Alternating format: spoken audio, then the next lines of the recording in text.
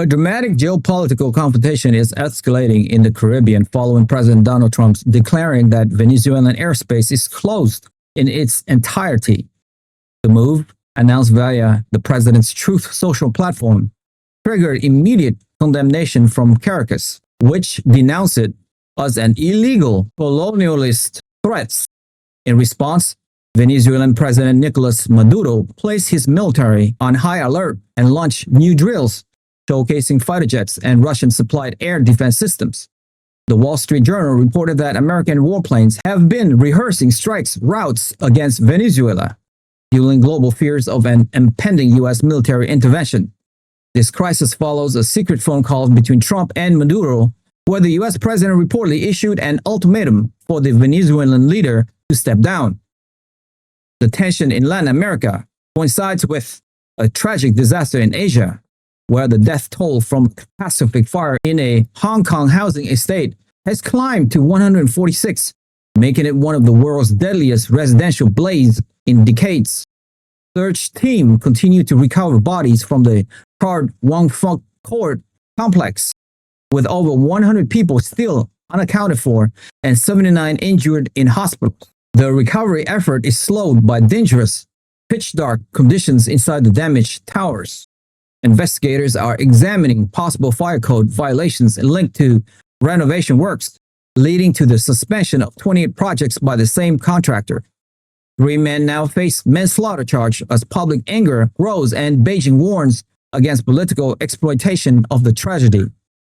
Meanwhile, southern Thailand is grappling with a devastating flood crisis that has killed at least 170 people. The floods, triggered by what officials describe as a once-in-300-year storms, have affected over 3.6 million people across 12 provinces. The commercial hub of Hat Yai was particularly hard hit, receiving its highest single-day rainfall in 3 centuries.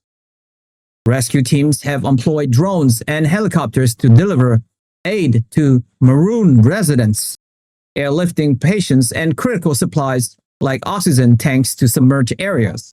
As water recedes, the full scale of the damage is being revealed, with vendors in markets like Hat Yai selling flood-damaged goods at slash prices to recover from the destruction. Across the globe, public squares filled with demonstrators advocating for various causes.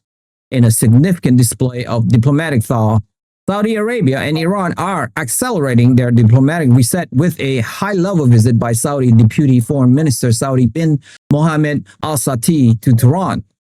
This engagement, one of the most significant since the two rivals restored ties, focused on discussions about Palestine, Lebanon, Syria, and regional security. This movement toward cooperation contrasts with a scene in many Western cities where thousands march to mark the UN International Day of Solidarity with the Palestinian people. Large rallies in Paris, Madrid, and other capitals accused their governments of double standards and demanded an end to the war in Gaza. Simultaneously, other protests highlighted deep domestic tensions. In the Philippines, thousands of citizens, joined by Roman Catholic clergy, held one of the country's largest anti-corruption protests in years.